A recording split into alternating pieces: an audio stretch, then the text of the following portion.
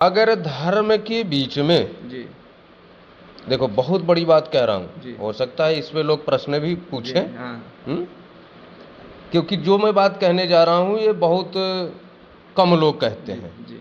हैं? बहुत से लोग कई बातें वही रिपीट हाँ, कर देते हैं। क्योंकि ऐसी बात ही है। जी अब मैं कह रहा हूँ कि अगर धर्म के बीच में माँ आ रही है, जी माँ की वजह से मेरा धर्म खंडित हो रहा है, राम जी से दूर हो रहा हूँ, जी तो माँ को छोड़ देना चाहिए। में क्या है? जी तो सूरदास जी ने इशारा करके पूछा, ये बेटा जो ये उसके अस्तन की तरफ इशारा करके पूछा, बोले बेटा ये जो दो दिख रहे हैं, जी जो वस्तु दिख रहे हैं, ये किस लिए होते हैं? जी। इसका क्या उपयोग अच्छा, है? वो परीक्षा ले रहे थे। परीक्षा ले रहे थे। हाँ हैं? जो बेटा जो ये आपके सीने पे दिख रहे हैं, जी इसका क्या उपयोग है, किस लिए हो? 16 श्रृंगार किया और थाल सजाया भोजन का, बढ़िया दिव्य भोजन का, और लेकर गई। सूरदास जी पलंग पे बैठे थे। हैं? और जैसे ही देखे सूरदास जी, जैसे दोनों एक दूसरे को देखे, तो कन्या बोली, पिताजी आपका भोजन आ गया, आप ग्रहण कीजिए। और जैसे ही कन्या के मुख से निकला, जी पिताजी आपका भोजन आ गया, कि उनको बहुत सारा कष्ट है शरीर में, लेकिन वो भजन नहीं छोड़ते हैं, कीर्तन नहीं छोड़ते हैं, रोते रहते हैं, अश्रुधारा चलता रहता है, लेकिन भगवान का भजन करते रहते हैं, नाम लेते रहते हैं, नाम लेते रहते हैं। क्योंकि इस प्रकार से जीवन चलता रहा। लेकिन बड़ी दिक्कत होती थी, सामने कमंडल लेके गए किसी के दरवाजे पे, मैया राधे राधे, कुछ लोग गाली भी देते थे, अरे अच्छे शरीर से हैं, कमा खा नहीं सकते, काम चोर हैं, ये तमाम तरह की बातें। देखो, हर सिक्के के दो पहलू होते हैं। कोई अच्छा था तो इसका ये मतलब हुआ कि जो मनुष्य के घर जन्म लिया है, अगर वो मनुष्य के कर्तव्यों का पालन नहीं करता है, तो बुढ़ भुजाम अर्थात, अब उसको नहीं कह, वृंदावन सो वन नहीं और नंद गांव सो गाम और बंसी बट सो बट नहीं, कृष्ण नाम सो नाम। राधे राधे। आप सभी भक्तों को मैं सुनील माधवदास एक बार फिर से स्वागत करता हूँ आपके अपने चैनल ब्रज के भक्त में। और सबसे पहले तो मैं आपसे भक्तों से क्षमा चाहता हूँ, क्योंकि बहुत दिन से मैं वीडियो वगैरह नहीं बना पाया किसी कारणवश। तो आज हम, जैसा कि आपको सभी भक्तों को पता है कि हम इस चैनल के माध्यम से लगातार जो भी भक्त लोग सीधाम बरसाना में राधा कुंज बिहारी में आते हैं, और जैसा भी हमें सानिध्य उनका प्राप्त होता है, तो हम सोचते हैं कि आप सभी भक्त लोग जुड़े हुए हम लोगों से, तो मन में भाव आता है कि कहीं ना कहीं आप लोगों से भी मिलाया जाए। तो आज हम ठीक उसी प्रकार श्रृंखला में आज एक हमारे पास सुखदेव महाराज जी आए हैं, जो कि बहुत मतलब लंबी बात है, बचपन से हमको जानते हैं। तो आज महाराज जी का आगमन हुआ यहाँ पे श्री राधा कुंज बिहारी मंदिर में, और काफ़ी सारी धार्मिक बातें करेंगे महाराज जी से, बहुत कुछ जानेंगे, बहुत कुछ सीखेंगे भी कि महाराज जी ने कैसे वैराग्य लिया, और निरंतर ठाकुर जी का भजन साधना में लगे रहते हैं। तो जानेंगे महाराज जी से भी। जैसा कि आपसे भक्तों को पता है कि मैं हर जो भी भक्त लोग आते हैं उनसे पूछता हूँ कि यहाँ ब्रज में कितने साल से रह रहे हैं और कैसी कृपा हुई राधा रानी की। तो सेम आज महाराज जी से भी जानेंगे कि कैसी कृपा हुई किशोरी जी की, कि इन्हें आज वो भी राधा रानी के जन्मदिन पर, आपको पता होगा कि जैसे 11 सितंबर को राधा रानी का जन्मदिन है, तो उसी के उपलक्ष्य में महाराज जी कुछ दिन पहले ही आ चुके हैं। तो महाराज जी से सबसे पहले तो आप सभी भक्तों की तरफ से और अपनी तरफ से महाराज आपके चरणों में कोटि कोटि प्रणाम। जय हो राधे। महाराज जी, सर्वप्रथम आप ये बताइए आपका स्वास्थ्य कैसा है? अभी तो फिलहाल ठाकुर जी की कृपा है, राधा रानी की असीम कृपा है, और स्वास्थ्य बढ़िया अच्छा है। तो महाराज जी, मैं तो आपके बगल में बैठने लायक नहीं हूँ, पर फिर भी नहीं देखिए, क्योंकि मैं आपसे उम्र में तो बहुत छोटा हूँ ना महाराज जी। आप छोटे हो, बशर्ते अगर आध्यात्मिक दृष्टि से हम देखें जी तो जड़ भरत जी कहते हैं कि जो तुम हो वही मैं हूँ। सिर्फ मानव के घर जन्म लेने से कोई मानव नहीं होता है? क्योंकि श्रीमद् भागवत में ऋषभ देव जी ने अपने 100 पुत्रों को सन्यासी बना दिया। 100 पुत्रों को, 100 पुत्र, अर्थात जो आप हैं वो हम हैं, जो हम हैं वो आप हैं। तो आध्यात्मिक दृष्टि से कोई बड़ा छोटा नहीं होता। आत्मा आप में भी वास कर रहा है, हमारे में भी वास कर रहा है। जी बिल्कुल। तो आप बैठ सकते हैं। ये तो आपकी मानता है कि आपने मुझे इतना आदेश दिया और हमारे भक्तों के समक्ष जो भी भक्त लोग दे रहे हैं उनके बीच आ पाए। तो महाराज जी, सर्वप्रथम मैं चाहूँगा कि आप अपने नाम से शुरुआत करें। आपका नाम और कहाँ से, आपका शरीर कहाँ से? देखिए, ज़्यादा हम बचपन काल में तो नहीं जाना चाहेंगे, जी बशर्ते मैं जूना अखाड़े से सन्यासी हूँ जी। और सुखदेव महाराज मुझे कहते हैं। सुखदेव जी महाराज तो उन्होंने जो हाँ, एक सुखदेव महाराज जी थे जो कि श्रीमद् भागवत कथा रसपान कराया राजा परीक्षित को, और करोड़ों करोड़ों जीव जंतुओं का उद्धार हुआ वहाँ सुन करके, क्योंकि भाई 88,000 ऋषि बैठे थे, उनके साथ साथ और अनेक जीव जंतु थे, सबका उद्धार हुआ। हालांकि मैं उस महाराज सुखदेव जी के चरणों का धूल भी नहीं हूँ, बशर्ते अब माँ बाप ने नाम रखा होगा, गुरुजनों ने नाम रखा होगा, तो सुखदेव महाराज के नाम से मुझे जानते हैं। ये बहुत सुंदर नाम है। हाँ, क्योंकि अब उसके साथ साथ देखिए, सबसे बड़ी बात, नाम का बड़ा प्रभाव पड़ता है। कुछ प्रभाव पड़ता है, पूरा तो हम डेफिनेटली नहीं कर सकते, लेकिन कुछ प्रभाव नाम का पड़ता है। जैसे सुखदेव नाम है, तो इसका अर्थ ही हुआ कि सुख देने वाला। और सुखदेव जी भी बैरागी पुरुष थे। बिल्कुल। बचपन से, क्योंकि भागवत में कहा गया है, यम प्रव्रजंत मनुपेतम पेत कृत्यम द्वैपायनो विरह कातु आजुहाव पुत्रेत तन्मतया तरोर्य विनेदु तम सर्वभूत हृदय मुनिमान तोस्मि। अर्थात 16 वर्षीय के थे तभी उन्होंने वानप्रस्थ को प्रस्थान कर दिया। पीछे से व्यास जी बेटा बेटा आवाज़ लगा रहे हैं, बुलाना चाहते हैं, लेकिन अब उनकी इतनी रुचि है ठाकुर जी में, ओम नमो भगवते वासुदेवाय का जाप करते हुए, और वो वन को चले गए तपस्या करने के लिए। वो वानप्रस्थ जब आश्रम वो कर लिए। हाँ, जो वानप्रस्थ चौथे पन में होना चाहिए, वो 16 वर्षीय 16 साल के थे तभी वो वन को चल दी तपस्या करने के लिए। तो अब कहने का तात्पर्य कि वो तो 16 वर्ष में चले गए, और हो सकता है संभवतः मैं भी 16-17 का रहा हूँगा, तभी इस भक्ति लाइन में ठाकुर जी की कृपा हुई, राधा रानी की कृपा हुई, और मेरे मन में ऐसे ही विचार आया। संभवतः मैं उस टाइम इंटर में पढ़ रहा था, तो मेरे मन में ऐसे बात उठी कि क्यों ना हम भी संसार को छोड़ करके भगवत चरण में अपना समय बिताएं, अपने जीवन का कल्याण करें, अपितु और लोगों का भी साथ में कल्याण हो। तो मेरे मन में एक प्रश्न है, जैसे आप इंटर कर रहे थे तो कैसा, मतलब ये संस्कृत वाला था कि जो नॉर्मली जो स्कूल में पढ़ते? नहीं, मैं साइंस का स्टूडेंट था प्लस इंग्लिश था। अच्छा। तो उस समय मतलब कैसे ये मन में भाव आ गया? हाँ, ये बहुत अच्छा आपका प्रश्न है। देखा होगा आपने। ये बहुत अच्छा प्रश्न है। इसमें देखिए क्या होता है, सबसे बड़ी बात जो आपके बचपन का संस्कार होता है, आपके घर का परिवेश कैसा है, माँ बाप किस परिवेश में रह रहे हैं, वो पूजा पाठ कितना कर रहे हैं, आध्यात्मिक दृष्टि से कितना जुड़े हुए हैं। क्योंकि हमारी जो बैकग्राउंड है, जो फैमिली थे, माँ बाप थे, और मेरे नॉलेज में जहाँ तक कि दादा दादी तक मैं जानता हूँ, सभी पूजा पाठ करने वाले थे, 2-2 घंटे 3-3 घंटे, यानी पूजा होना जरूरी है, भोजन मिले या ना मिले। तो वो संस्कार अब हम लोग बचपन में, हमारे घर पे मंदिर था, राम जी का, सीता जी का, लक्ष्मण जी, हनुमान जी, भोलेनाथ जी का, तो हम लोग का नियम था कि दादा के साथ जाते पूजा करते, पिताजी के साथ पूजा करते। तो अक्सर जब दादी पूजा करने जाती तो हम लोगों के भी मन में उत्कंठा होती थी कि हम भी धूप बत्ती जलाएं, अगरबत्ती जलाएं। तो हम लोग भी जलाते थे, कभी कभी घंटी लेके बजाने लगते थे।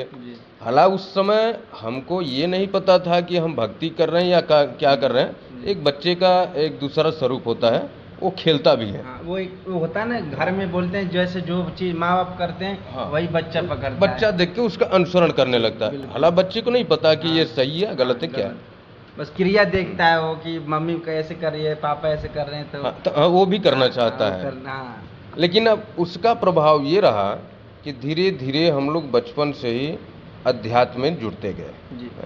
अच्छा, घर में रामचरितमानस, श्रीमद् भागवत, गीता, महाभारत, अन्य पुस्तकें उपलब्ध थी, तो बीच बीच में हम लोग उसका अध्ययन भी किया करते थे।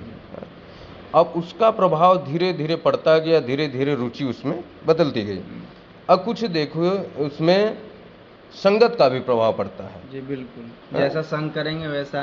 हाँ, जैसा आपका संगत होगा। हाँ, अच्छा, बचपन से ही हम लोग की जब ये धार्मिक प्रवृत्ति में रुचि हुई तो हम लोग संगत भी वैसा ही करने लग गए। अच्छा।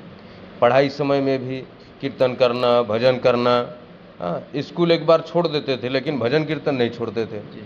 हारमोनियम हो गया बजाने लग गए, ढोलक बजाने लग गए, हाँ, घंटी बजाने लग गए, मतलब एक उसमें रुचि बढ़ती गई। हाँ, वो तो जब शुरू से किसी चीज में मन लग जाता है फिर लग ही जाता है। फिर ऐसे धीरे धीरे क्रम चलता रहा, पढ़ाई भी चलती रही साथ में। अच्छा, पढ़ने में भी ठाकुर की कृपा। कृपा तो होगी। हाँ, कृपा थी। हाँ, कृपा क्या, विशेष कृपा थी। बिल्कुल। तो ऐसे धीरे धीरे क्रम चलता रहा। जब हाई स्कूल में आए हम लोग तो थोड़ा सा विचार चेंज हुआ हमारा जी। कि संसार सागर में तो सारी दुनिया है। जी। देखो, बच्चा रहता है, फिर किशोरावस्था, फिर युवा हो गया, प्रौढ़ावस्था, धीरे धीरे चलते चलते वृद्ध हो जाता है और समाप्त हो जाता है। तो मनुष्य जीवन में अगर कोई आता है तो उसके अंदर मनुष्यता होना चाहिए, मनुष्य का लक्षण होना चाहिए, और मनुष्य के क्या कर्तव्य हैं, क्या कर्म हैं, वो जरूर होने चाहिए। हैं? सिर्फ मानव के घर जन्म लेने से कोई मानव नहीं होता। हैं? क्योंकि श्रीमद् भागवत में ऋषभ देव जी ने अपने 100 पुत्रों को सन्यासी बना दिया। 100 पुत्रों को। 100 पुत्रों को। तो उनसे किसी ने पूछा जी। कि महाराज, आपने अपने 100 पुत्रों को सन्यासी क्यों बना दिया? जी। संसार में रहते, शादी ब्याह करते, घर परिवार, बाल बच्चे, आपने नाती सन्यासी। पोते होते, हाँ, खेलते। भाई, हर घर में खुशहाली होती है, छोटे छोटे बच्चे घूमते हैं, किलकारी मारते हैं, तो अलग आनंद होता है। हाँ, तो ऋषभ देव जी ने कहा, हाँ, गृहस्थ जीवन अच्छा है, जी। गृहस्थ जीवन में रहना चाहिए सबको, लेकिन उसके साथ साथ संन्यास जीवन भी जरूरी है। जी। क्यों? गृहस्थ जीवन में रहते हुए उतने आप कर्तव्यों का पालन नहीं कर सकते, अनेक बाधाएं रहती, समस्याएं रहती हैं, जीवन में भाग दौड़ रहता है, बिल्कुल तो उतना आप कर्म नहीं कर पाते हो। नहीं कर पाते। तो इसलिए सन्यासी एक दूसरे के पूरक हैं जी भाई। गृहस्थ के घर का रोटी मिलेगा और सन्यासी के घर का भजन मिलेगा, तो दोनों एक दूसरे का समावेश बना रहेगा।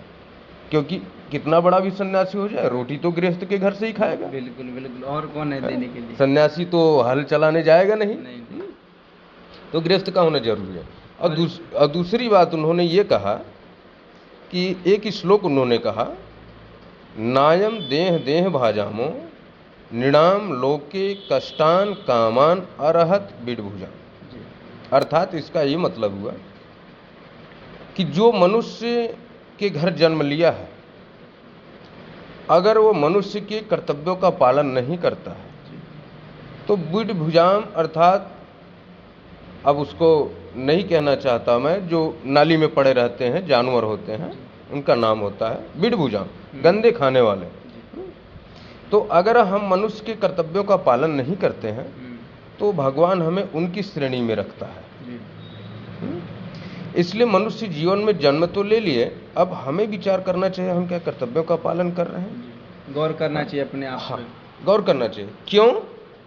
देखिए, नाली में पड़ने वाला कौन है? पशु है, कीड़े मकोड़े हैं। तो मनुष्य को भी पशु बोल दिया गया। किसी ने पूछा, महाराज मनुष्य को पशु क्यों बोला गया? बोले इसीलिए, देखिए थोड़े देर के लिए आप विचार करो, एक पशु आप पाल रखे हैं, और मैं जितने भी ये दर्शक भक्त लोग देख रहे हैं, मैं उनको भी बताना चाहूँगा कि इस बात पे जरूर सोचें और विचार करें। एक पशु को आपने पाल रखा है। जी बिल्कुल। अब हम देखें जो हमारे और पशु में अंतर क्या है।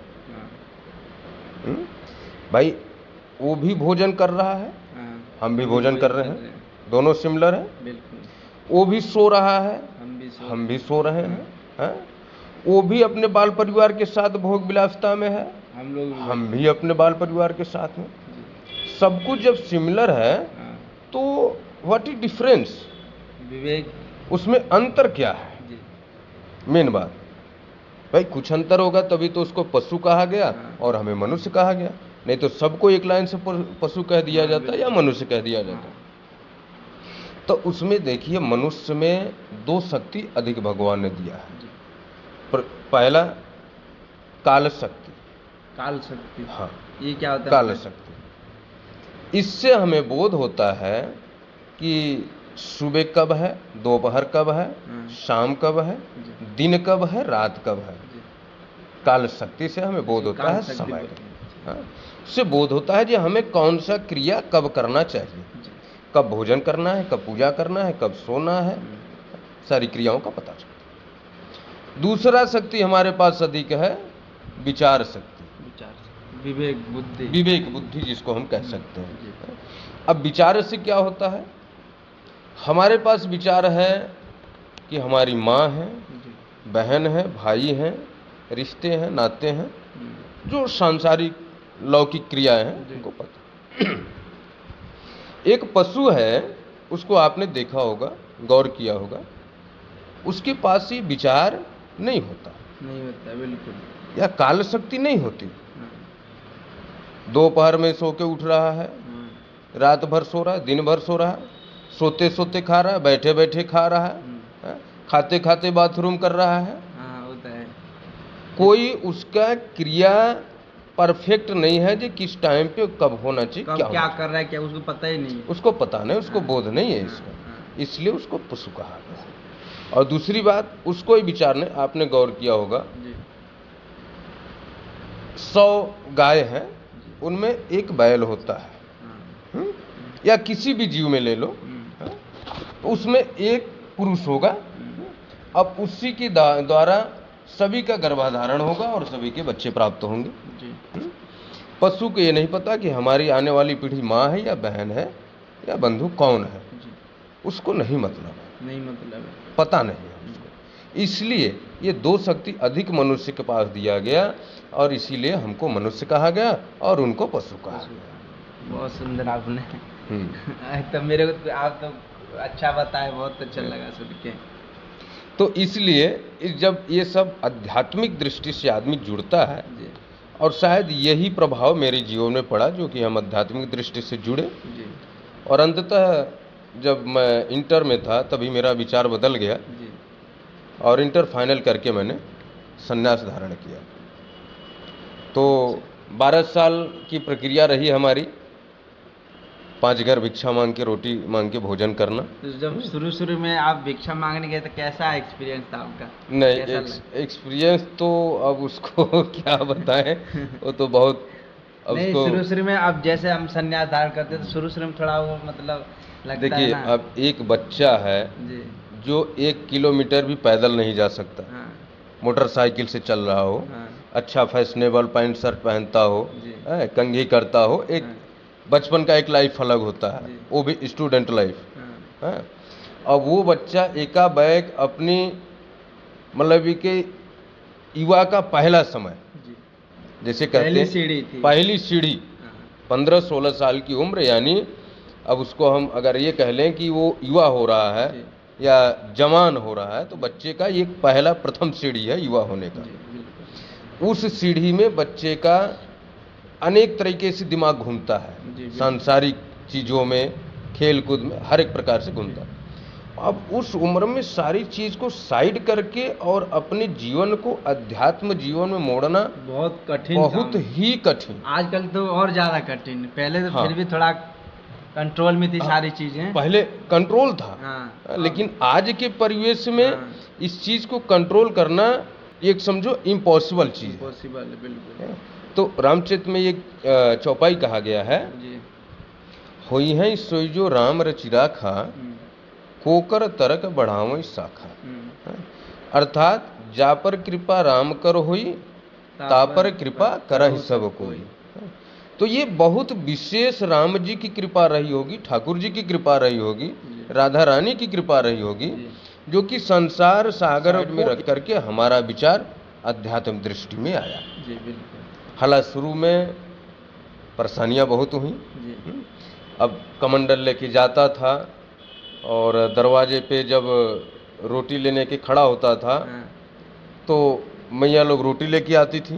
तो महाराज ये वहीं की बात है, किस जगह? जब संन्यास से मैं निकला, तो जब बाहर भ्रमण काल में निकला, भ्रमण काल, हाँ, तो उस टाइम 12 साल, जब पहले तो घर से निकला तो अखाड़े में गया, वहाँ से हमको कुछ डायरेक्शन दिया गया, या 12 साल तक इस प्रकार से अपना जीवन व्यतीत करेंगे, कठिन मेहनत करेंगे। जी। इसके बाद आपको अखाड़े में आपको दर्जा दिया जाएगा। जी।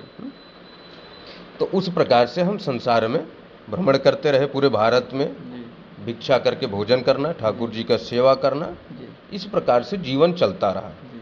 लेकिन बड़ी दिक्कत होती थी, सामने कमंडल लेके गए किसी के दरवाजे पे, जी। मैया राधे राधे, जी। कुछ लोग गाली भी देते थे, अरे अच्छे शरीर से हैं, कमा खा नहीं सकते, काम चोर हैं, ये तमाम तरह की बातें।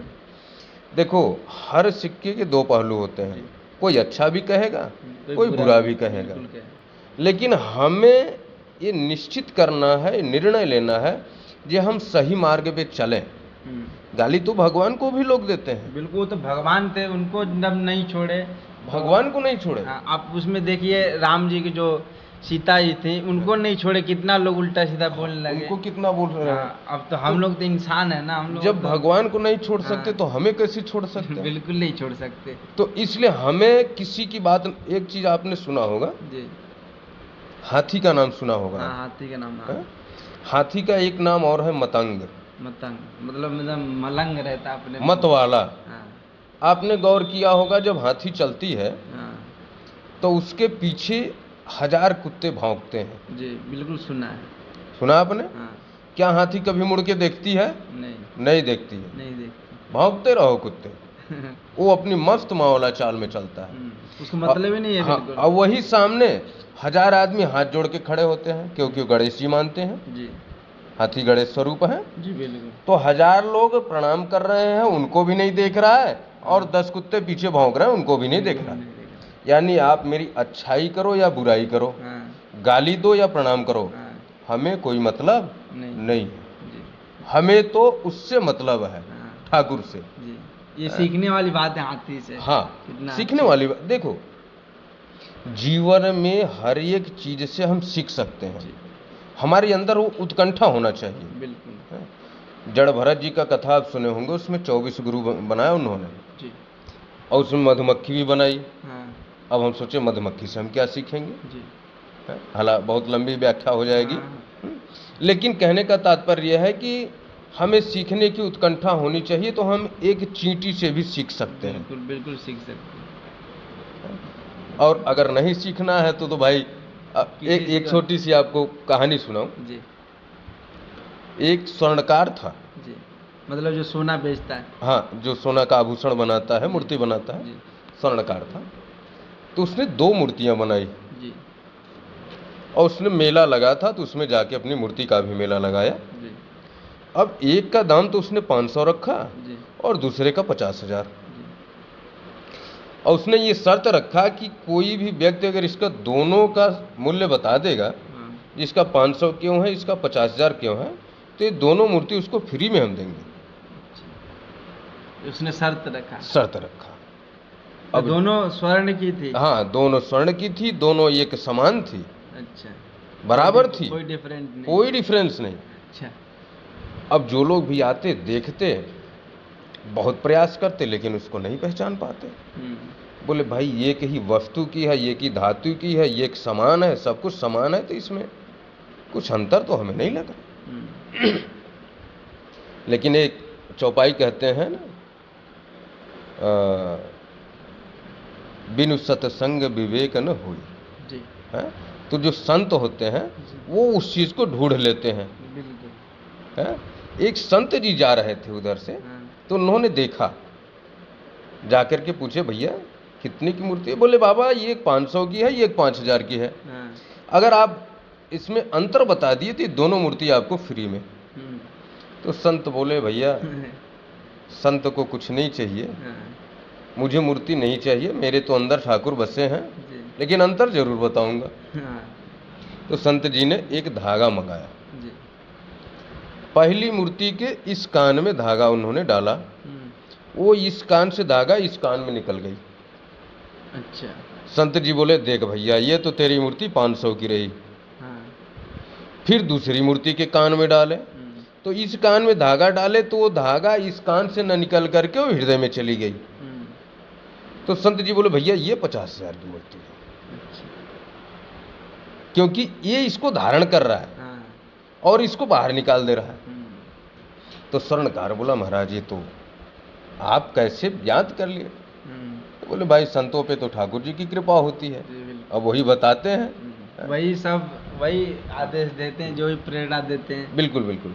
तो वो चीज़ होता है। अब हम कहीं जा रहे हैं, कहीं भजन कीर्तन में या कहीं भागवत कथा में, देखिए भागवत कथा सुनना सिर्फ बड़ी बात नहीं है, उसको हृदयांगत करिए आप, हृदय में उतारिए, तब उसका फल प्राप्ति है।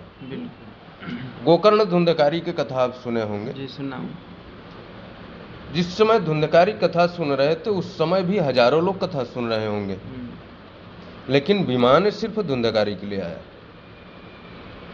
तो वहां पे प्रश्न किया गया, ये महाराज धुंधकारी के लिए ही क्यों विमान आया, जबकि इतना बड़ा पापी था, पिता को भी मारा, माँ को भी मारा, वेश्यागमन जो भी क्रिया होती सबने किया, सब कुछ किया जीवन में, फिर भी उसको विमान आया।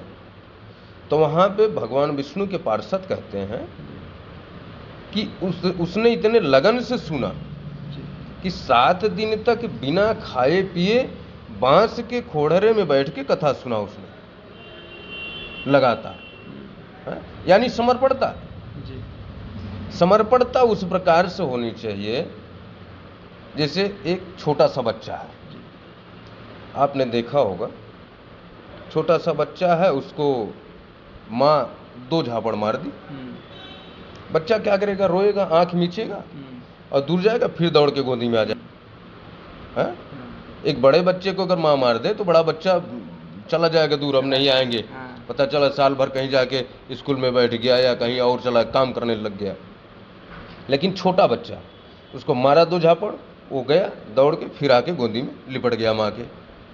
माँ कैसी है, बीमार है, क्या है, वो माँ के सीने पे ही लौटेगा। जी बिल्कुल, होता है, उसको भी कष्ट दे लेकिन माँ के सीने पे ही लौटेगा।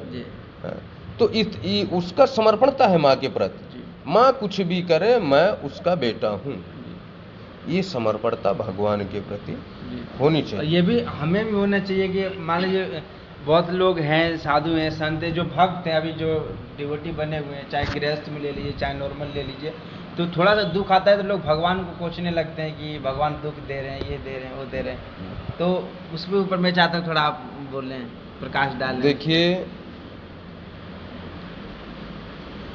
आशा दुखम नैराशा परम सुखम, दुख सुख की उत्पत्ति कहाँ से होती है जी? हम इस पे विचार करें। आपने मन में विचार किया कि महाराज जी से मैं 10,000 रुपया मांगूंगा, गंभीरता से समझना, आपने मन में अपने विचार कर लिया और आपने आके मुझसे कहा कि महाराज जी मुझे 10,000 रुपया दे दीजिए। मैंने आपको दे दिया तब तो आप उछल पड़े, अरे महाराज जी ने तो दे दिया है कि बात में, और नहीं दिया तो आपको अंदर से दुख हुआ, दिए नहीं। बताओ, हमने 1 लाख का जबान लगाया और महाराज जी 10,000 रुपया नहीं दिए। विचार किसका था? आपका। मांगा किसने? आपने। और ये पैसा तो नहीं मिला, लेकिन दुख अपने आप जरूर आपके पास आ गया, अपने आप आ गया, बुलाना भी नहीं पड़ा, बुलाना भी नहीं पड़ा। हमने आपको दुख नहीं, हमने तो भाई अपना डिसीजन यस या नो दिया। वो तो बस जो आपके सामने आया आपने बोल दिया। हाँ, हमें हाँ या ना 2 में 1 बोलना था, हमने अपना विचार रखा। लेकिन विचार आपका, मांगना आपका, और दुख फ्री में आपका हो गया। तो सुख दुख देखो, वैसे वस्तुतः दोनों भाई हैं, जाहिर सी बात है, सुख होगा तो दुख होगा, दुख होगा तो सुख होगा। लेकिन महाराज ये बोलते हैं कि दुख में भगवान को ज्यादा याद किया जा सकता है। नहीं, उसका कारण होता है जी, जब व्यक्ति को कष्ट होता है तभी दवा खाता है जी। अभी स्वस्थ व्यक्ति है तो डॉक्टर के पास नहीं जाएगा, और जब कष्ट होगा तब डॉक्टर के पास जाएगा। हालांकि डॉक्टर में और भगवान में जमीन आसमान का फर्क है, क्योंकि सतोगुणी है, और ये डॉक्टर पंच भौतिक शरीर है। तो कहने का तात्पर्य है जी, परमात्मा ऐसा नहीं कि हमें दुख हो गया तो हम भजन कीर्तन छोड़ दें, भक्ति भाव छोड़ दें। अभी वर्तमान में बहुत सारे ऐसे संत हैं जो कि आपके भी नॉलेज में होगा कि उनको बहुत सारा कष्ट है शरीर में, लेकिन वो भजन नहीं छोड़ते हैं, कीर्तन नहीं छोड़ते हैं। रोते रहते हैं, अश्रुधारा चलता रहता है, लेकिन भगवान का भजन करते रहते हैं, नाम लेते रहते हैं हमेशा। नाम लेते रहते हैं। क्योंकि उनको असली जो मूल है वो पता चल गया है ना, कि जीवन का मूल पता, सार पता चल गया है उन लोगों को। देखिए, ये मरण धर्मा शरीर है जी पांच भौतिक शरीर है, जी इसमें हर एक व्याधि भरी हुई है। जी किसी भी रोग का जब अधिकता हो जाता है तो वो प्रकट हो जाता है। जी ऐसा नहीं कि रोग कहीं अन्यत्र से आते हैं, हाँ। हमारे शरीर में ही सारे हैं। काम, क्रोध, मद, लोभ, अहंकार, मत्स्य, ईर्षा, सब कुछ हमारे अंदर है। अब जो जैसे क्रोध है, आप कहीं जा रहे हैं, अब वहाँ चार लोगों की लड़ाई हो रही है, ठीक है, आपने देखा, आपको अपने आप क्रोध आने लग जाएगा, उसको मारो, वो गलत कर रहा है। हाँ, अपने आप बिल्कुल सही कह रहे हैं। अपने आप आएगा, हाँ, जबकि आपका कोई रिश्तेदार नहीं है, हाँ, आपको कोई जानता नहीं है, लेकिन गुणग्राही शरीर है। जी आप वहाँ गए, वहाँ के परिवेश में जैसे गए, वहाँ शरीर वहाँ के गुण को ग्रहण करने लग गया, जी और लड़ाई दूसरे में हो रही, क्रोध आपको आ रहा है। अभी कोई बेटी की विदाई हो रही हो, हैं? आप बढ़िया गए हो बारात में सज धज के, हैं? लेकिन माँ बेटी जैसे ही रोना चालू किए, हाँ, आपके भी आंसू निकलने लग गए, बिल्कुल निकलने लग जाएंगे। जबकि आपके घर की बेटी नहीं है वो, हैं? नहीं, लेकिन वहाँ उस प्रकार का परिवेश बन रहा है, जी सिचुएशन बन माहौल ही रहा है, वैसा बन गया। वैसा माहौल बन गया, हाँ, और तुरंत उस चीज को हमारा शरीर ग्रहण कर लिया, ग्रहण कर लेगा। तो अश्रु हमारे भी निकलने लग गए। जी तो इस प्रकार से गुणग्राही शरीर है, ये जिस परिवेश में जाता। अब देखो, इसका उदाहरण भक्ति लाइन्स में है। सूरदास जी को कष्ट नहीं था, हाँ, हाँ? दोनों आंख से सूर थे बेचारे, कोई दिखाई भी नहीं देता। तो बताइए कि आजकल के लोग अंधे हो जाएं तो पता ही नहीं चलता क्या कर ले। अब हम तो ठाकुर स्वरूप को दे सकते हैं, जी राधा रानी स्वरूप को दे सकते हैं, जी। विचार कर सकते हैं, कल्पना कर सकते हैं, उनसे प्रणाम कर सकते हैं, क्षमा कर सकते हैं, निवेदन कर सकते हैं। जी अब एक अंधा व्यक्ति जिसका पूरा संसार ही अंधकार में हो, जी वो क्या कल्पना करेगा कि मेरे सामने कौन है, जी मनुष्य है या भगवान है, जीव है या जंतु है। जी लेकिन नहीं, जो हृदय की आंख होती है, जी उससे उन्होंने भगवान को प्रकट किया। उसका एक कारण था, जी मैं संक्षेप में बताऊंगा। जी जी सूरदास जी पहले अंधे नहीं थे, हाँ। सामान्य जीवन में थे, जी हालांकि भक्ति भाव में थे, जी भगवान से जुड़े हुए पहले हाँ, से। भगवान से जुड़े हुए थे, जी और उसका प्रभाव पड़ता है। अगर भगवान से कोई जुड़ा है जी तो भगवान जरूर एक न दिन उनको अपने पास बुलाता है, अपना बनाता है। बिल्कुल। कष्ट तो होता है, हाँ। धर्म की रास्ते में कष्ट है। हाँ, सूरदास जी एक बार कहीं जा रहे थे, जी और किसी राज्य में जब वो प्रवेश किए जी तो वहाँ एक कुआं था। जी पहले कुआं होता था जल हाँ। भरने का व्यवस्था, हाँ, तो वहाँ बहुत सारी स्त्रियां जल भर रही थी। जी तो वहाँ पे एक राजा की कन्या थी, वो भी अपनी सखी के साथ घूमने आई थी। जी तो जब सूरदास जी ने उस कन्या को देखा तो सूरदास जी का मन उस पर मोहित हो गया, जी जो कि बड़े लोगों से सुना हुआ चीज है। हाँ, हालांकि हम इसको लिखित में नहीं प्राप्त किए हैं, लेकिन बड़े लोगों ने बताया। जी तो उस कन्या को देख करके मोहित हो गए, जी और उसके पीछे पीछे सूरदास जी उस राजा के घर पहुंच गए, उनकी कन्या के पीछे। कन्या के पीछे पीछे। हाँ। तो शाम जब हुआ तो सूरदास जी ने राजा को बुलवाया। जी राजा आए और प्रणाम किए, बोले महाराज आदेश कीजिए, क्या आदेश है।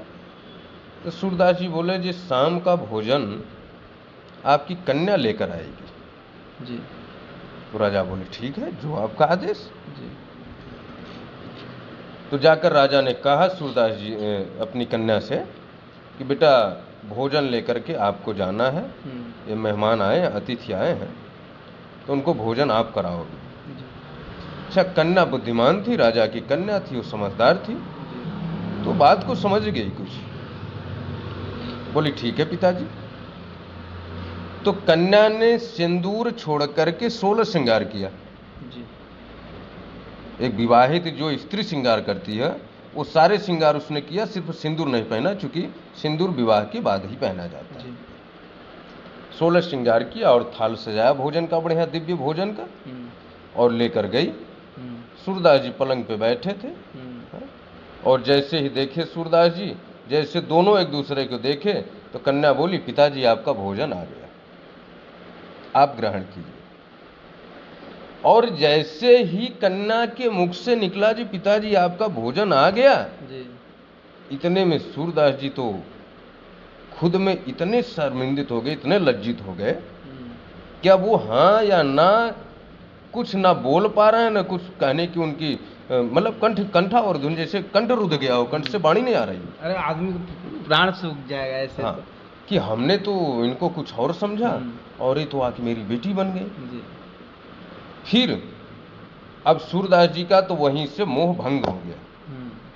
हाँ, इतनी अंदर से ग्लानि हुई कि मोह भंग हो गया। इसके बाद उनके मन में विचार आया कि इस कन्या का भी परीक्षा लूं, इसके मन में क्या है। जी, हो सकता है ये तो मेरा मोह भंग हुआ, इसके मन में क्या है। जी, तो सूरदास जी ने इशारा करके पूछा, ये बेटा जो ये उसके अस्तन की तरफ इशारा करके पूछा, बोले बेटा ये जो दो दिख रहे हैं, जी, जो वस्तु दिख रहे हैं, ये किस लिए होते हैं, जी। इसका क्या उपयोग अच्छा, है। वो परीक्षा ले रहे थे। परीक्षा ले रहे हाँ, हैं। कि बेटा जो आपके सीने पे दिख रहे हैं, जी, इसका क्या उपयोग है, किस लिए होते हैं। जी, तो कन्या ने बड़ा ही सुंदर जवाब दिया। जी, कन्या ने कहा, पितामह ये वो अमृत रस है, जी, अमृत का घड़ा है, जी, जिसको बच्चा जन्म लेने के बाद 6 महीने तक लगातार पीता है, जी, और इसी अमृत से उस बच्चे का पूरा सृजन होता है, जी। पूरे शरीर को पौष्टिक या जो भी है हाँ, सब पूरा कुछ, ताकत वहीं से मिलता पूरा है। ताकत इसी अमृत से मिलता है। जी। और इसी अमृत को पी करके आप भी आज यहाँ तक पहुँचे।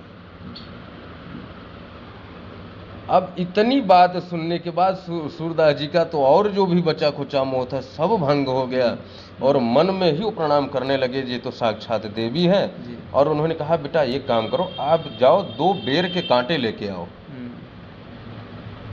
तो कन्या पूछी, पितामह कांटे क्या होंगे। बोले नहीं बेटा आप लेके आओ। अब वो उनकी बात कैसे टाले।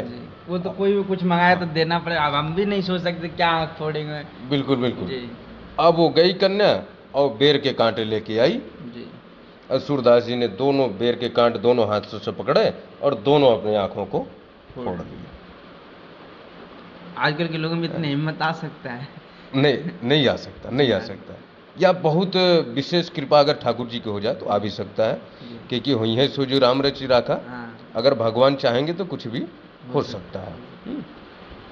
अब इसके बाद जब कन्या ने देखा कि सूरदास जी ने तो अपना आंख फोड़ लिया, ये तो अंधे हो गए, अब वो बड़ी परेशान रोती हुई गई और पिताजी से बोली, पिताजी हमसे पता नहीं क्या त्रुटि हुई, क्या गलती हुई, और जो अतिथि आए हैं उन्होंने अपना आंख फोड़ लिया। राजा दौड़े दौड़े आए, पूछे महाराज क्या कमी हुई, क्या गलती हुई, कोई चूक हो गई। बोले नहीं कोई चूक नहीं। तो राजा बोले कि महाराज आप कारण बताइए, आपने ऐसा क्यों किया। बोले राजन कारण यह है कि इसी आंख के द्वारा हम किसी भी कार्य को करने के लिए प्रेरित होते हैं।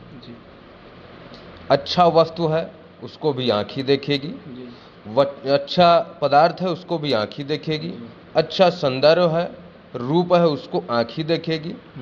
आंख ही देख करके जो हमारे अंदर 5 कर्म इंद्रिय, 5 ज्ञान इंद्रिय, मन बुद्धि चित्त अहंकार जो हमारे अंदर इंद्रिय विद्यमान है, सभी इंद्रियों को कौन चलाता है, मेरा मन, और मन को कौन चलाता है, आंख। ये आंख मेन है, जो एक बार किसी चीज को देख रहा है तो ये यहाँ पहले देखेगा, फिर दिमाग में घूमेगा। आंख देखेगा तुरंत तो माइंड को, मन को प्रेरित करेगा, मन फिर इंद्रिय को प्रेरित करेगी। आप दोनों एक दूसरे के सिपाही बनने रहते हैं। अब आप देखे होंगे कोई अच्छा भोजन, दिव्य भोजन बना है, आपने देखा, आपके मुंह से ऑटोमेटिक एक लार होता है, वो स्रावित होने लग जाएगा। है? अब अगर आंख मूंद लिया जाए और आपके सामने रबड़ी रखी हो तो आपको क्या पता रबड़ी है? नहीं पता, बिल्कुल नहीं पता चलेगा। तो लार नहीं स्रावित होगा।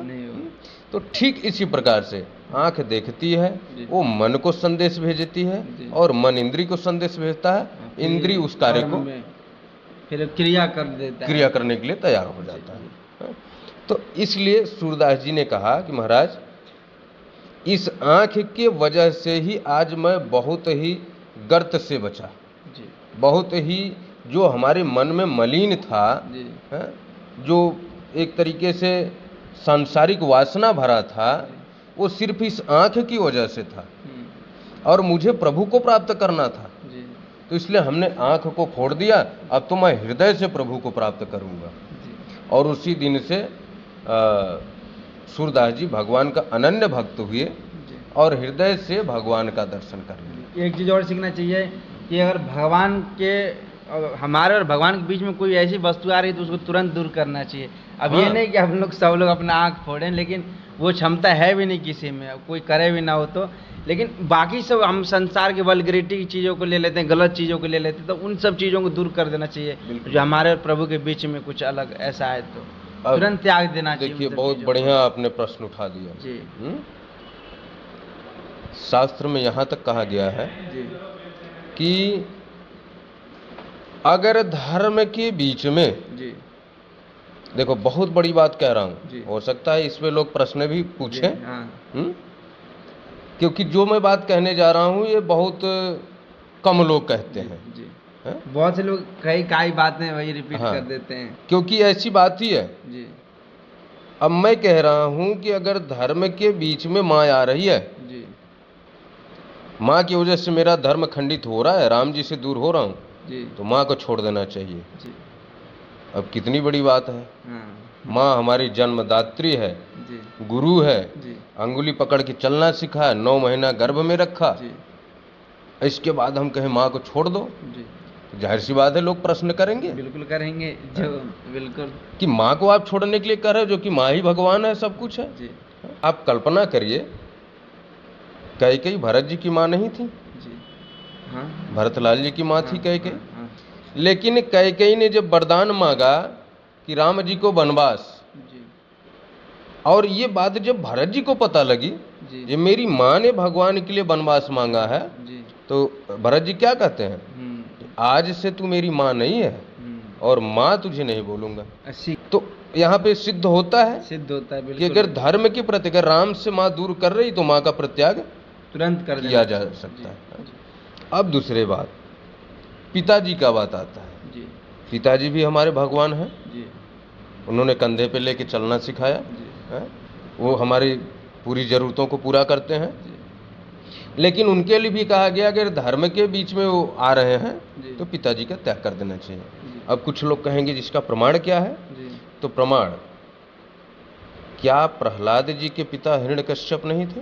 जी बिल्कुल थे। हैं? हाँ, क्या प्रहलाद जी ने परित्याग नहीं करा? क्यों नहीं किया, बिल्कुल किया। स्वयं प्रहलाद जी ने भगवान को बुला करके अपने पिता हिरण्यकश्यप का वध करवाया। बिल्कुल उन्होंने तो उनको उकसाया। हाँ, भाई गोदी में लेकर के हिरण्यकश्यप कहता है कि प्रहलाद बताओ तुमसे सबसे प्रिय कौन है तुम्हें? तो प्रहलाद जी कहते हैं मुझे तो सबसे प्रिय एक ही है, उनका नाम है हरि।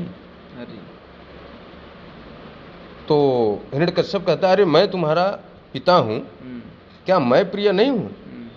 प्रहलाद जी बोले नहीं पिताजी, प्रिय तो हैं आप, लेकिन आपसे भी ज्यादा प्रिय हमें हरि हैं। तो बोले हरि कौन है? तो प्रहलाद जी कहते हैं वही हरि जिसने आपको भेजा और हमको भेजा। मेन तो वही है। हाँ, तो हिरण्यकश्यप फिर कहता है जी हरि कहाँ रहता है? प्रहलाद जी कहते हैं हरि व्यापक सर्वत्र समाना, प्रेम ते प्रकट होए मैं जाना, वो तो हमें हर जगह विद्यमान है। तो हिरण्यकश्यप कहता है क्या इस खंबे में है? बोले हाँ अवश्य है, इसमें कण कण में विद्यमान, तो खंबे में भी होंगे। अब उसको क्रोध आ गया हिरण्यकश्यप को, उसने तलवार उठाया और प्रहार किया। बोला जब बुलाओ अपने हरि को और आज देखते हैं तुम्हारा हरि कहाँ रहता है। जैसे उसने प्रहार किया, भयंकर आवाज हुई, गर्जना हुई और उसमें भगवान नृसिंह का अवतार हो गया। मनुष्य और वरदान भी मांगा था ना उसने। अब वो लंबी कथा है, हो जाएगी कथा। संक्षेप में मैं बता रहा हूँ। तो वहाँ पे नरसिंह भगवान प्रकट हो गए और उसने हिरण्यकश्यप का वध किया। तब देखना चाहिए कि प्रहलाद जी को अगर सामाजिक तौर से देखा जाए तो दोष लगना चाहिए, पिताजी को मरवा दिया। लेकिन नहीं, पिताजी धर्म पे, प्रहलाद जी धर्म पे थे और हिरण्यकश्यप पाप के साथ था। इसलिए प्रहलाद जी ने मरवा दिया। अब आते हैं तीसरे नंबर पे, माता हो गई, पिता हो गई, गुरु। गुरु कहते हैं एक सामान्य जगत में एक वो कहते भी हैं, गुरु गोविंद दो खड़े काके लागो पाए, बलिहारी गुरु, हाँ आपने गोविंद दियो होता है। तो ये कहावत कह तो देते हैं लोग, लेकिन अब यहाँ से देखो हमें क्या सीख मिलती है हमारे शास्त्र से। गुरु को कहते हैं भगवान से बड़ा होता है, ठीक है, मैं भी मानता हूँ भगवान से बड़ा होता है। लेकिन आप कल्पना करो कि अगर गुरु आपको गलत रास्ते में ले जाए तो क्या भगवान से बड़ा हो सकता है? लोग कहें, लेकिन यहाँ पर एक प्रश्न है महाराज जी, जैसे मान लीजिए मैंने आपको गुरु बना लिया, ठीक है, तो अब मैं तो आपके प्रति संपूर्ण समर्पण हो गया। अब आप चाहे गलत कहें चाहे सही कहें, तो आप गलत करा रहे हैं तो ये आप पे दोष लगेगा कि मतलब शिष्य पे दोष लगेगा? बहुत अच्छा प्रश्न। इसी उलझन में 99% लोग रहते हैं कि हमने तो गुरु बना लिया, अब गुरु गलत करे अच्छा करे वो तो हमारे गुरु हैं, लेकिन अब हमारा शास्त्र क्या कर रहा है उस पर देखो। शास्त्र एक ही बात कहता है कि एको ब्रह्मा द्वितीयम नास्ति, ब्रह्म एक है, ईश्वर एक है, परमात्मा एक है, दूसरा नहीं है। तो अगर गुरु गलत करता है तो क्या हम गुरु मानते रहें? उसमें शास्त्र में कहता नहीं। तब लोग पूछेंगे उसका प्रमाण क्या है? प्रमाण चाहिए ना लोगों को, क्योंकि अक्सर लोग को ये पता नहीं, और अक्सर लोग सोचेंगे भैया गुरु का अपमान कौन कर सकता है, तो उसका प्रमाण होना चाहिए। तो उसका प्रमाण ये है, जब भगवान वामन अवतार में राजा बलि के पास भिक्षा लेने जाते हैं, आपको भी पता होगा कथा, भिक्षा लेने गए तो वहां पे उन्होंने 3 पग भूमि मांगा। तो बलि ने संकल्प करने का विचार किया, जी भाई इनको 3 पग ही जमीन है, दे दिया जाए। तो शुक्राचार्य जो गुरुजी थे, उनके गुरुजी थे, इनके बलि के दैत्यों के राजा गुरु थे। तो शुक्राचार्य जी ने विचार किया, जी ये कौन है जो 3 पग भूमि मांग रहे हैं, 3 पग में इनका क्या होगा? 3 पग 1 2 3 ऐसे। हाँ, अच्छा, ब्राह्मण चालाक तो होते ही हैं पहले से ही, क्योंकि ब्राह्मणों से मुखमासिद, ब्राह्मण भगवान का मुख है जी, बिल्कुल, जो बोलने वो सत्य हो जाता है। हाँ, तो शुक्राचार्य जी ने जब ध्यान करके देखा तो भगवान विष्णु वामन अवतार में भगवान विष्णु गए थे भाई, क्योंकि 99 यज्ञ पूरा हो चुका था, 100वां यज्ञ चल रहा था बलि राजा का, और 100 यज्ञ पूरा हो जाता तो इंद्रलोक की गद्दी पे राजा बलि बैठते। तो वहां पे शुक्राचार्य जी ने जब ध्यान करके देखा तो भगवान विष्णु तो जाकर के बलि से कान में कहते हैं, ये बलि देखो भैया, ये कोई वामन अवतार नहीं है और ये कोई साधु सन्यासी नहीं है, ये साक्षात भगवान विष्णु हैं, और आप इनको मना कर दो, जो हम आपको दान नहीं दे सकते, अन्यथा आपका सब कुछ लूट जाएगा। पता था फिर भी। हाँ, तो राजा बलि क्या कर रहा है, अब देखिए ध्यान दीजिए। राजा बलि कहते हैं, गुरुजी अगर ये भगवान होंगे तो भगवान 3 लोक का ठाकुर है जी, और वो मेरे सामने हाथ फैलाए खड़ा है, यानी हमें अपने आप राजा उसने बना दिया जी। मेरे सामने अगर भिखारी बन के 3 लोक का ठाकुर खड़ा हो तो हमें तो अपने आप उसने सोच, उसका पॉजिटिव थिंकिंग, हाँ, पॉजिटिव थिंकिंग, उसकी सोच देखिए, कह रहा हमें तो अपने आप उन्होंने राजा बना दिया। 3 लोग का ठाकुर मेरे सामने हाथ फैलाए खड़ा है, भिखारी बना है, मैं तो अपने आप में राजा हो गए, अब मुझे क्या चाहिए? और फिर वही परमात्मा है, अगर वास्तविकता भगवान विष्णु है, परमात्मा है, तो उन्हीं ने तो दिया है जी, उनको देने में हमें क्या जाता है? पहला बात। दूसरा बात, अगर ये ब्राह्मण होंगे तो ये 3 पग भूमि लेंगे, तो 3 पग भूमि हमारा क्या जाता है?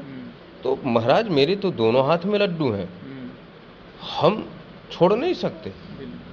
अच्छा अवसर मिला है, भगवान ने अच्छा अवसर दिया मुझे। गुरु शुक्राचार्य बार बार डराते हैं, तो गुरु का बात नहीं मान रहा है, गुरु का अवहेलना कर रहा है, श्राप दे दूंगा, श्राप दे दूंगा। अच्छा, बार बार बोलने लगी, इसका हाँ। मेरा थोड़ा लीला पता नहीं था। हाँ, हाँ, तो ये चीज़ है, यही प्रमाण के लिए है ये। अच्छा। अब जब गुरु जी क्रोधित हुए, हाँ, शिष्य भी क्रोधित, अच्छा। बलि भी क्रोधित। हाँ। बोले गुरु जी आप मुझे धर्म से विमुख कर रहे हो, धर्म के रास्ते से हटा रहे हो, भगवान से छल करने के लिए बोल रहे हो, जी, उनको मना करने के लिए बोल रहे हो। जी, मैं आज से आपका प्रत्याग करता हूँ, आप आज से मेरे गुरु नहीं हो। जी। वही तुरंत। वहीं तुरंत बलि कहता है आज से मैं आपका प्रत्याग करता हूँ, आज से मेरा गुरु आप नहीं हो। जी। अब हम कैसे कहें जो गुरु अच्छा करे या बुरा करे फिर भी मेरा गुरु है? देखिए अच्छा करे तब तक तो गुरु है, जी, अगर गलत कर दिया उसने तो उसका प्रत्याग कर दो, पाप नहीं लगेगा। ये हमारा शास्त्र भागवत, जी। श्रीमद् भागवत पुराण कह रहा है, दूसरा नहीं। अच्छा, अब शिष्य जब गुरु जब क्रोधित तो शिष्य भी क्रोधित। गुरु शुक्राचार्य भी श्राप देते हैं, जाओ स्त्री। श्राप लग गया। हाँ, गुरु शुक्राचार्य भी श्राप दे दिए जी। कि जाओ स्त्रीहीन हो जाओ। स्त्रीहीन यानी धन दौलत जो भी है सब तुम्हारा समाप्त हो जाए, जो ऐश्वर्य वैभव है सब कुछ समाप्त हो जाए। आए तो थे भगवान लेने के लिए। हाँ, तो गुरु शुक्राचार्य ने जैसे श्राप दिया, पहले गुरु जी ने ही श्राप दिया था। अच्छा। इसके बाद तब बलि ने कहा हाँ। ये गुरु जी आप इतने समझदार होते हुए भी, हाँ। इतने जानकार होते हुए भी मुझ जैसे शिष्य को आप श्राप दे सकते हैं, हाँ। और धर्म से हटाने के लिए वो भी, तो मैं आज से आपका प्रत्याग करता हूँ, आज से आप मेरे गुरु नहीं।